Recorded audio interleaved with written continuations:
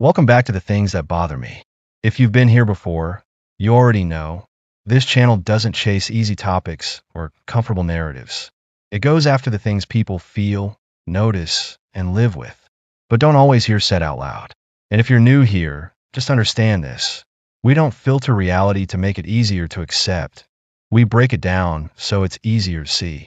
Because there's a difference between what people are told is happening and what's actually happening. And that gap, that's where this channel lives. Today starts a new series.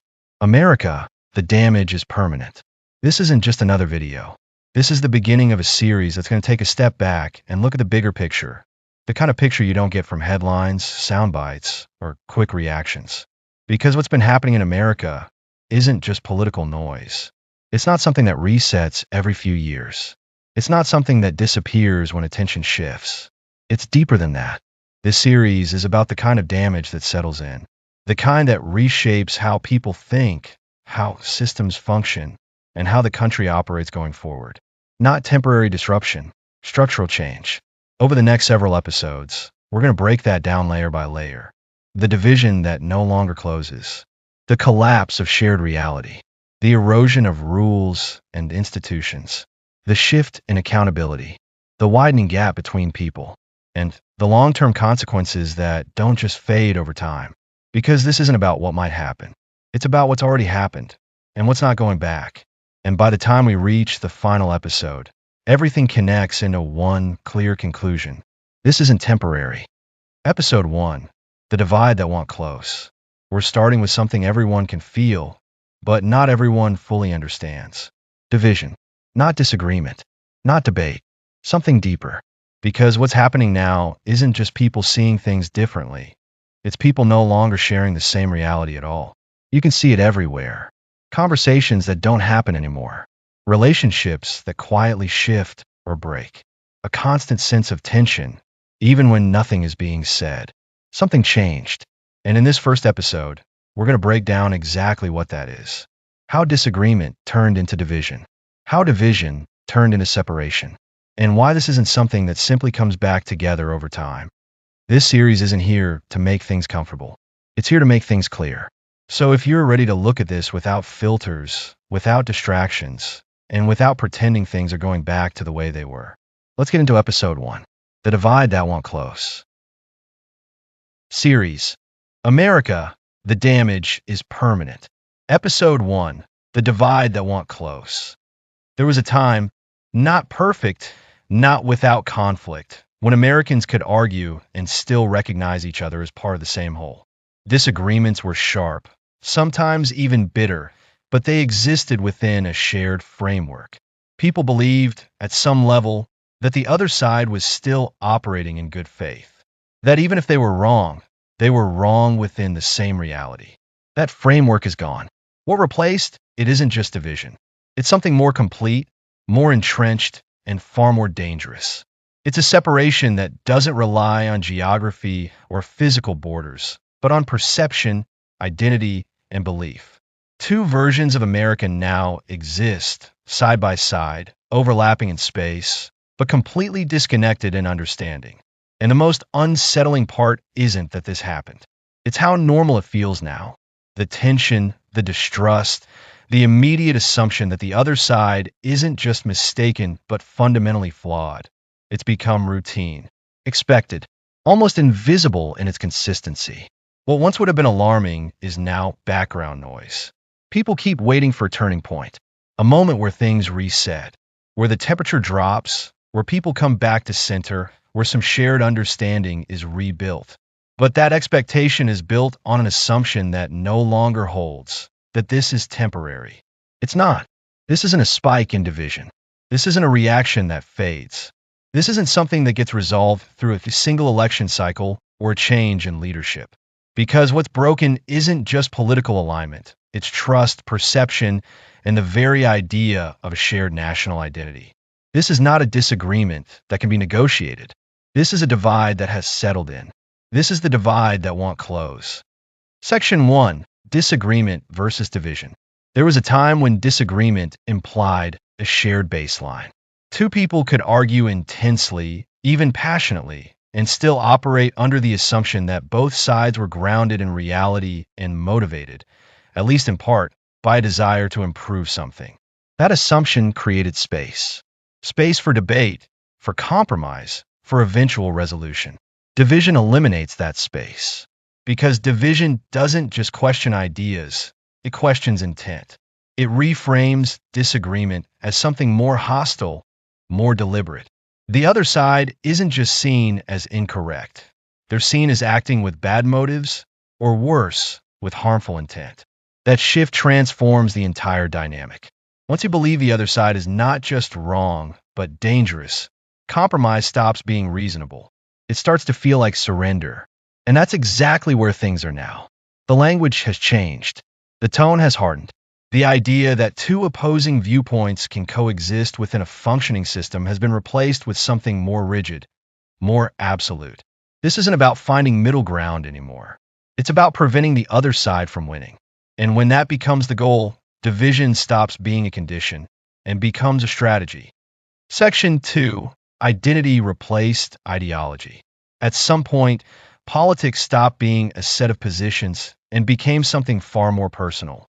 It became identity, not something people engage with occasionally, but something they carry with them constantly, something that defines how they see themselves and how they interpret the world around them. That shift changed everything. Because when beliefs become identity, disagreement stops being intellectual and becomes emotional. It's no longer about challenging an idea. It's perceived as challenging the person. And people don't respond to that with openness. They respond with defense. Identity protects itself. It resists change, filters information, and rejects anything that threatens its stability. That's why conversations that used to be difficult are now nearly impossible. The stakes feel higher, even when the topic hasn't changed. And over time, this creates rigidity. Positions harden. Flexibility disappears. People don't add just their views, they reinforce them. Not because the arguments are stronger, but because the identity behind them demands consistency. This is why the divide deepens. Because identity doesn't negotiate. It fortifies. Section 3. The death of the middle ground. The middle ground didn't vanish suddenly. It eroded gradually, worn down by pressure from both sides. What was once considered reasonable or balanced began to look uncertain, even suspicious. Neutrality started to feel like avoidance. Moderation started to look like weakness. And eventually, it became unsustainable. People were pushed, subtly at first, then more aggressively, toward clearer alignment. You were expected to take a side, to define your position, to signal where you stood. And the space in between those sides began to shrink. Now it's nearly gone. What remains is a polarized landscape where extremes are more visible, more vocal, and more influential. The absence of a strong center doesn't just remove balance. It removes the ability to absorb conflict. There's nowhere left for disagreement to settle. And without that space, every issue escalates faster. Every conflict becomes sharper. Every conversation becomes more fragile. Because the middle, the place where understanding used to happen, no longer exists in any meaningful way. Section 4. Social fragmentation in everyday life. This divide isn't abstract. It's not confined to headlines or political debates. It shows up in everyday interactions, in conversations that don't happen, in relationships that quietly shift, in moments where people choose silence over honesty. Families feel it first. Conversations become careful. Topics get avoided. What used to be open dialogue turns into selective communication. People learn what not to say, when to disengage, how to navigate around tension instead of through it. Friendships change too, not always dramatically, but subtly. A comment here, a reaction there, enough to create distance, enough to introduce hesitation. And over time, that hesitation becomes separation. Even workplaces aren't immune. There's an awareness now, a constant undercurrent of calculation. People assess what's safe to express, what might create conflict, what could shift how they're perceived. That kind of environment doesn't build trust, it restricts it. And when people start filtering themselves to avoid conflict, the divide has already taken hold. Because silence isn't unity, it's avoidance. Section 4. Social fragmentation in everyday life.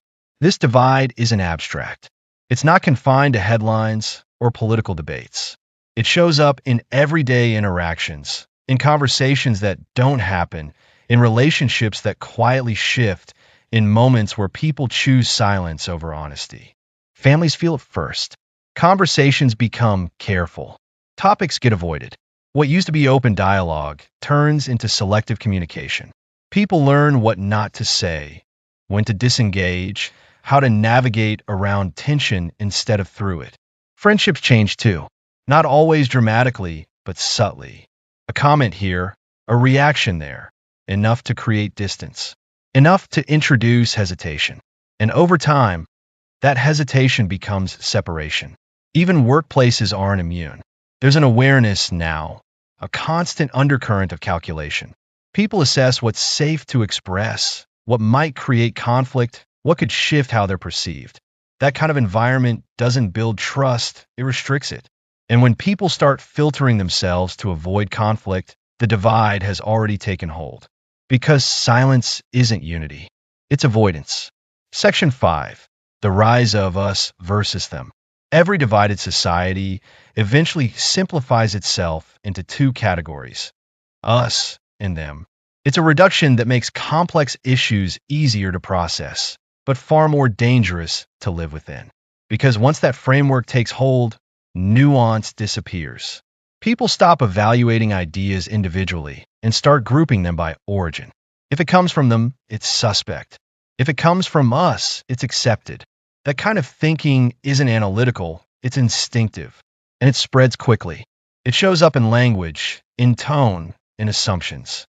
It shapes how people interpret information before they even process it. It creates a filter that doesn't just influence opinion, it determines it. Over time, this leads to something deeper, dehumanization. Not always overt, not always intentional, but present. The other side becomes less relatable, less understandable, less worthy of consideration. And when that happens, empathy declines. Once empathy declines, escalation becomes easier, because it's easier to dismiss people you don't see as fully equal. Section 6. Echo chambers and reinforcement. The modern information environment doesn't just reflect division, it amplifies it.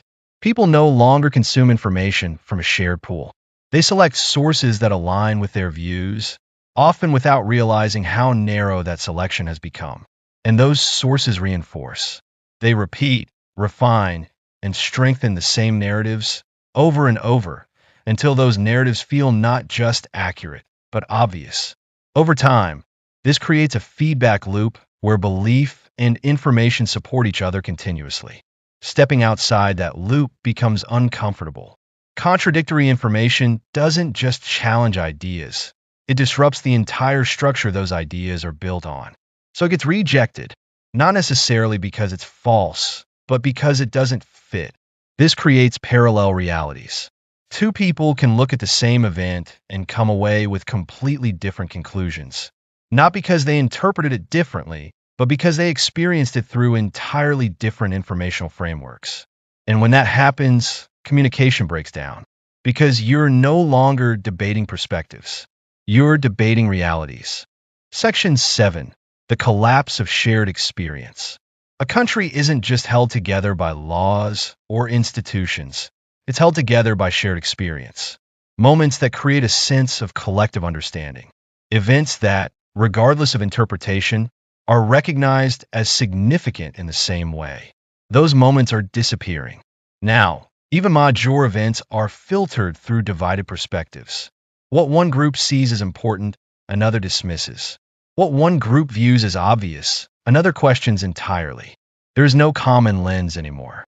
And without that lens, the idea of a shared national narrative begins to break down. People aren't just disagreeing about what things mean, they're disagreeing about whether they matter at all. That fragmentation weakens cohesion, because shared experience isn't just about agreement, it's about recognition. And when recognition disappears, so does connection. Section 8. Trust is gone. Trust is one of the few things that, once lost, doesn't easily return. It requires consistency, transparency, and time. And even then, it rebuilds slowly if it rebuilds at all. Right now, trust is low across every level. Trust in institutions, trust in information, trust in each other. People question motives constantly. They analyze intent before content. They look for bias before meaning. That level of scrutiny might seem like awareness, but it comes at a cost. Because when everything is questioned, nothing is accepted. And when nothing is accepted, cooperation becomes nearly impossible. What replaces trust is suspicion. And suspicion doesn't build systems. It isolates individuals within them. Section 9. Why this doesn't reverse. There's a tendency to believe that division, like other phases, will eventually pass. That with enough time, enough change, or enough pressure, things will recalibrate. But this isn't that kind of situation, because the mechanisms driving this divide are self-reinforcing. Each layer supports the next. Division feeds distrust. Distrust feeds separation. Separation feeds misunderstanding. And misunderstanding feeds more division. It's a closed loop. Breaking that loop would require a level of shared willingness that no longer exists. It would require trust where there is none, openness where there is resistance, and common ground where there is none left. That's not a small adjustment. That's a structural change. And structural changes don't reverse easily, if at all. Section 10. The new normal. The clearest sign that something has fundamentally changed is not how intense it feels, but how familiar it becomes. What once stood out begins to blend in. What once shocked begins to feel expected. That's where this is now. The tension, the division, the constant undercurrent of conflict. It's no longer surprising. It's part of the environment, something people navigate rather than question. And once something becomes normalized, it stabilizes. Not in a positive way, but in a lasting one. It becomes the baseline, the default condition, the way things are understood to be. This is that point. This is not a temporary state. This is the structure people are now operating within. In closing, this didn't happen in a single moment. There was no clear line where everything changed overnight. No single event that flipped a switch. Instead, it was gradual, subtle at first, easy to overlook. Small shifts in tone, in trust, in perception, each one building on the last. Until eventually, those shifts added up to something larger. Something structural. Lines were drawn, then reinforced. Perspectives hardened, then locked in. Trust weakened, then disappeared. And over time, what once felt like tension became something more permanent. Something embedded. People still talk about going back. Back to unity. Back to understanding.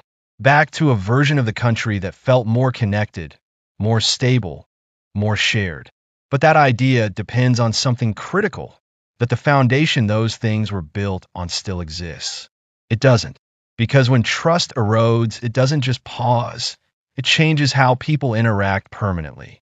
When identity replaces ideology, it doesn't just intensify belief, it locks it in place. And when reality itself becomes fragmented, there is no single version to return to. There are only competing ones. And competing realities don't reconcile easily. They coexist. They clash. They persist. That's the shift. That's what makes this different from ordinary division. This isn't something that cycles in and out. It doesn't rise and fall with events. It doesn't resolve with time. It settles. It becomes part of the structure. And once something reaches that point, once it embeds itself into how people think, how they interact, how they interpret the world around them, you don't just undo it. You adapt to it. You live within it. This is not a moment. This is a condition. This is not temporary. This is permanent. And this is only the first layer of the damage. That's episode 1, the divide that won't close. And here is the reality. This is just the surface. What you're seeing, what you're feeling, what people are dealing with every day. It didn't happen overnight, and it doesn't stop here. Because this divide isn't the whole story. It's the foundation of everything that comes next. And in the next episode, we go deeper into what happens when people stop agreeing on reality itself. If this hit you, if you've seen it, felt it, lived it, then don't just watch and move on. Hit like so this actually reaches more people. Drop a comment. Say what you're seeing, where you're at with it. And share this with someone who knows something isn't right, but can't quite put into words. Because conversations like this, they don't spread on their own. And if you haven't already, subscribe to the things that bother me. This series is just getting started, and it's only going to get deeper from here. I'll see you in the next one. Episode 2. Truth became optional.